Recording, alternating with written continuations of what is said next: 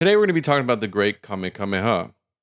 Link to the original video is down in the description below. If you like the conversations and discussions you hear on my channel, consider subscribing. And if you want more content like this, I also have a playlist in the description. Without further ado, let's jump into it. Within a single lifetime, the Hawaiian Islands went from a dozen warring territories, cut off from the outside world, to a united kingdom with trade and diplomatic contacts stretching from Canton to St. Petersburg. And it did so under the direction of one man, Kamehameha the Great.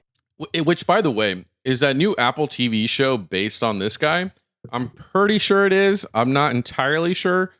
But it's one of the reasons why I saw the trailer for that, and I was like, you know what? Let's learn about this guy. I'm pretty sure it's the same guy.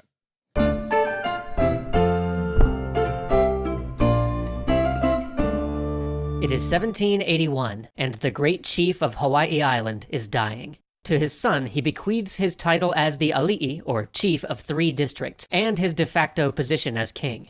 To his nephew, Kamehameha, he leaves a single district and a powerful religious position, the guardianship of the war god. This power-sharing agreement is, in reality, a recipe for war. These cousins are bitter rivals, but more than that, time and again, prophecies have named Kamehameha as a usurper, a slayer of chiefs. These predictions began even before Kamehameha was born, and they so alarmed the previous king that, upon his birth, Kamehameha's mother had sent him to be raised in secret. The boy would only return to court at the age of 5. Whoa. That's kind of wild to have a bunch of prophecies about you. And then what? When the king pledged his safety. Many ali'i would later lament this decision, because as he grew it became clear that Kamehameha was indeed a person of great mana, or spiritual life force. Mana was the bedrock of Hawaiian culture. A man of great mana was both physically and spiritually adept, a person of great power and personal charisma. He was a formidable warrior and natural leader, but also intelligent and wise. Crucially, a warrior could also increase his mana by defeating and sacrificing his enemies, gaining their spiritual power. And Kamehameha's mana was legendary. He was a formidable warrior, 7 feet tall and skilled in the Hawaiian arts of war. He was also deeply intellectual, with a voracious appetite for knowledge and an unshakable faith in both the gods and himself. Even his chosen name, Kamehameha, the Lonely One, simultaneously described his quiet, brooding manner and declared that he was a man without peer. What? So this guy really was him. Like, not him and like, yeah, obviously it's him, but like, so you have a prophecy about bringing this great guy or kind of this traitor, but also someone who's going to be very talented. And then you end up being all of those things. That is wild. Talk about like, so this guy really was great. Hey, we need to look more into this guy. But the former king's division of power was shocking. By making Kamehameha the war god's guardian, the dying king had effectively split his dominion between 2 men of unequal rank, bypassing his youngest son entirely. The infuriated prince decided that the proper response was murdering some of Kamehameha's men, and in a symbolic riposte, Kamehameha conducted a religious ritual prohibited to any but the king. It was on. Ali'i flocked to Kamehameha, and 5 months after inheriting his father's kingdom, the older son was dead on the battlefield, throat slit with a shark-toothed dagger. Kamehameha's cousin and his uncle escaped and consolidated their forces, vowing to kill the usurper. Kamehameha, now in possession of Hawaii's northwestern side, declared himself king of the island and married his dead rival's daughter to legitimize the title. What a boss move. That's crazy. He's like, I'm going to come to be king. I'm going to kill you guys. Then I'm going to marry your daughter. So then technically the bloodline, like the title exists. That is wild. What? No wonder they made this a TV show. That's crazy. Also because it's history. But it's so interesting that one person really was making all these moves. That accomplished, he entered a grinding conflict with the dead king's relatives, and he lost battle after battle after battle. Other chiefs might have taken this as a loss of prestige or begun to doubt the prophecies, but to Kamehameha, it was a scientific problem. Each time he lost, he withdrew to retrain and refine his armies. During this period, he developed tactics that would serve him well in the conquests to come, like creating a corps of shock troops that would attack without warning, disordering the enemy before the main force of infantry hit home. Still, even if... Interesting. Interesting. You know what's crazy is like stuff like this only really like when we look at this type of developing strategies and innovating in warfare throughout history typically comes because someone else was documenting things and then passing it on to the next person to innovate. But this is literally the early stages of something like that. It's like the beginning stages of where the innovation would start. So it's actually, to me, really interesting that he didn't wait for things to come to him. He was just like, you know what? We're just going to start this process here and we're going to innovate on our own. Because like you think about it, like look at Europe, right? They all innovated from each other because of those like tactics and things being passed around. But if it's just him, he literally had to start the whole process on his own and innovate on his own. And it makes a lot of sense that you would. That's really incredible. Because granted, the only downside to that is that you're losing life because you have to fight. You have to do battles and lose in order to innovate. But it's crazy to see that process happen in real time here. In like a like obviously it's a smaller scale, but no one really has done that. Like it's not really common in history for like one person or for it to be so small innovations like that. It's really interesting. This war and a small scale, not small innovations. These are big innovations, but on a small pocketed scale where it's like you're in your own ecosystem of innovation.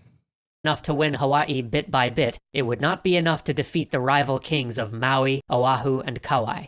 And he needed to defeat them. Kamehameha was not merely power-hungry, he also had enough foresight to see that his people were in trouble. Only a few years after Captain Cook had first landed in the islands, European diseases were already ravaging the Hawaiian population, and Kamehameha knew that more foreigners were on the way. The king was not opposed to foreign visitors, in fact he welcomed them, but he also knew that they brought danger. To resist them, the islands must be united. Yes. And that's the thing too. This is one of those things where like we see, I'm glad they acknowledge this because even there was a lot of leaders actually that welcomed the foreigners because of the trade and all these things. But it's cool to see a leader who welcomed them, but also understood that like these people are going to get my people sick no matter what. Doesn't matter if I like them or dislike them. They're going to get them sick. And we need to be smart about this. And we need to unite everybody, right? Very intelligent person. Years passed as Kamehameha tried to find a breakthrough in the conflict, drilling again and again and again. 8 years later, the American trading ship Eleonora anchored at the village of Olowalu and rang its bell for trade. It was a relief. Days before, men from Olowalu had killed one of the Eleonora's night watchmen and stolen a boat. The villagers expected retribution, but instead they got this friendly gesture. Hundreds of them piled into canoes and headed out to trade. When they drew close, the captain opened fire with a double broadside of ball and nails. Over 100 unarmed men, women, and children were torn to pieces. Then the Eleonora weighed anchor and sailed away.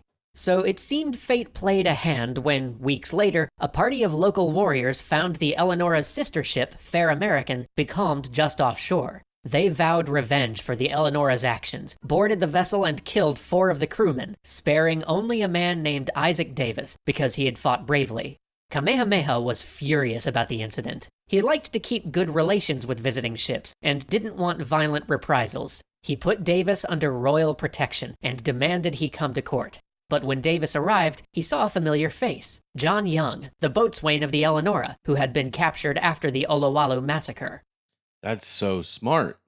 Because the thing is, what he's doing, okay, if you don't see it coming, what he's doing is he's seeing the bigger picture here. He's recognizing that the world is going to get connected. We need trade, blah, blah, blah. But in order for him to distinguish himself from the kings he's trying to defeat, he has to If the other people are trying to fight these people, he has to say, okay, you know what? We need to do things differently. We need to bring them over here. We need to protect them. We need to not invite more conflict into the conflict we already have. He's playing it very smart here. The two men had only a moment to catch up before Kamehameha summoned them to an audience. The sailors were more than a little frightened as they approached the huge man. Still vital and powerful in his middle age, 8 years of conflict had in no way diminished this king. He gave the men a choice. Either they could die, or they could serve as members of his court. He would give them wives, land, and riches. He would raise them to ali'i status and adopt them as his own family members. In return, they would give him what he needed most: guns and ships. What a trade. Yo, what a trade. All you got is that's crazy. He's basically saying, look, I'll let you live, but you got to give me guns and ships. Hey, I mean, granted, he's giving him a good life, but yo, of course you're going to take the guns and, hey, you know what? I can live, and you're telling me I can have life and riches, and all I have to do is give you the things that we already have? This guy is smart. I mean, because the thing is, look, listen.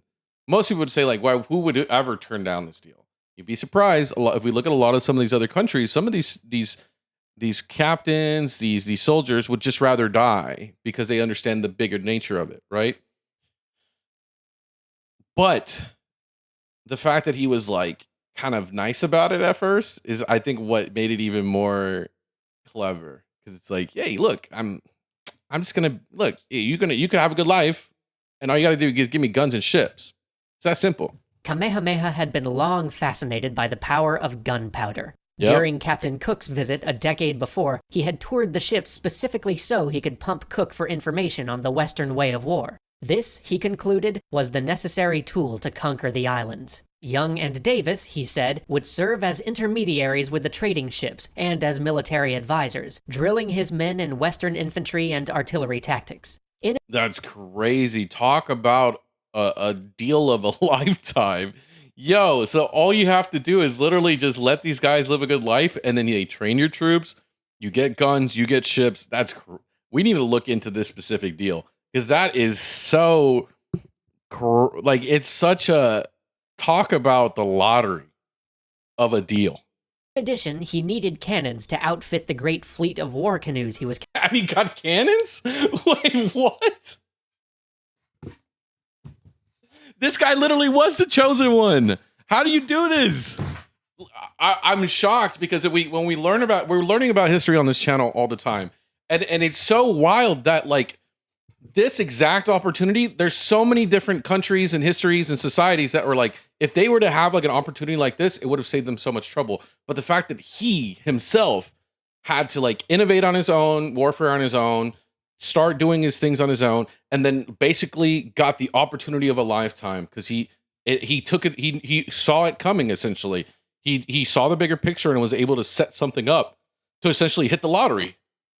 That's because it's, and I say that because there's a lot of smart individuals throughout history, and they try to do something like this, but it never works out. But the fact that he was able to make it work, that's incredible. Talk about incredible. Constructing, and instructors to teach his men how to sail the fair American and build gunships in the Western style. Young and Davis agreed. Kamehameha put them to work almost immediately. The king of Maui had recently conquered the island of Oahu and moved his court there to manage his new prize, leaving his son, Kalani Kupule, to govern their home island. Maui had proved an elusive prize for many Hawaiian kings, but with its king away from home, Kamehameha saw his chance. He mustered his fleet and crossed the channel.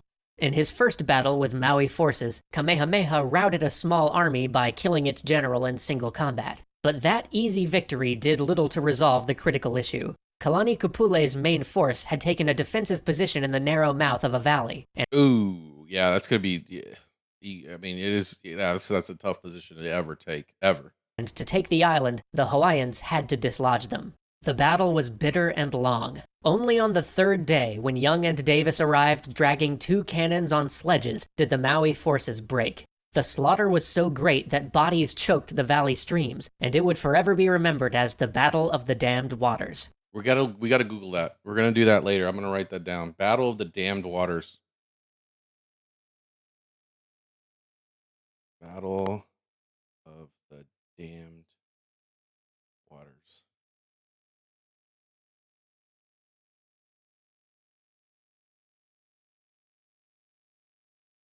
Okay, I wrote that down so we can. This is gonna be another video. I want to look into this. Kalani Kupule fled across the mountains, his scattered warriors trickling after him. But it was a hollow victory. Kamehameha knew that the fierce old king of Maui himself would soon return to challenge his now depleted army. And to make matters more difficult, word came that in his absence, his cousin, his old enemy, had risen in rebellion to challenge his home territories on Hawaii. Okay, of course. Okay. I was about to say everything was too convenient at this point. Man, this guy hit the lottery, playing everything smart, innovated, all this stuff, and now I see where the challenge comes in. I mean, this is one of those things where I expected something more, more obstacles to happen, right? Because it's never that simple. But dang, this guy's really gonna he's definitely in a position now where things are getting pretty serious if he's getting hit from both sides now. His plans to conquer Maui would have to wait. He withdrew to Hawaii, vowing to put an end to his rebel cousin. After all, he had recently finished work on a massive new temple to the war god, and there could be no more powerful way to christen it than with the sacrifice of his oldest foe.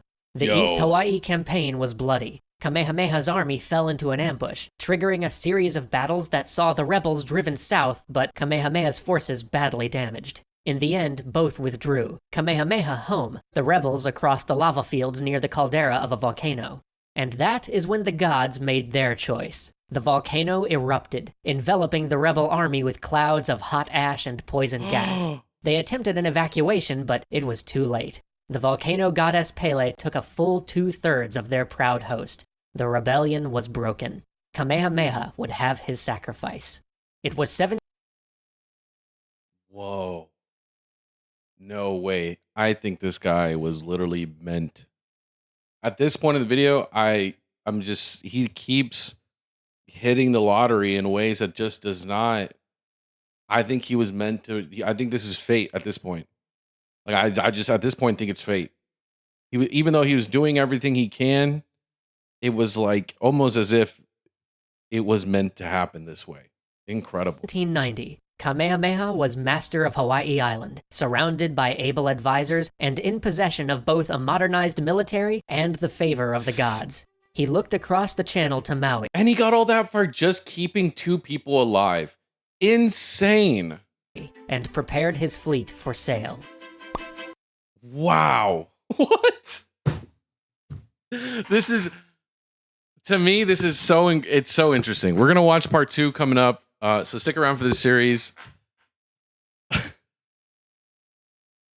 He literally was the chosen one. I don't want to say that it's I don't know enough, but if this video is to be accurate, you could not come up with a easy, not easy, but fate hit every time, hitting every time. Like, that's crazy. Let me know what you think in the comments down below. Do you agree? Do you disagree? Do you think there's some things missing in the context? Maybe there's more complexities to everything. Maybe there's some nuance I'm missing. Let me know what you think in the comments down below. Love you guys. I'll check you on the next one. Bye-bye. This video is brought to you, actually, by viewers like you. Thank you so much for subscribing and being part of my journey and allowing me to be a part of yours. Let's create new memories this 2025 on our road to 1 million subscribers. And with all that jazz out of the way, I just want to say thank you so much. I love y'all and enjoy the video.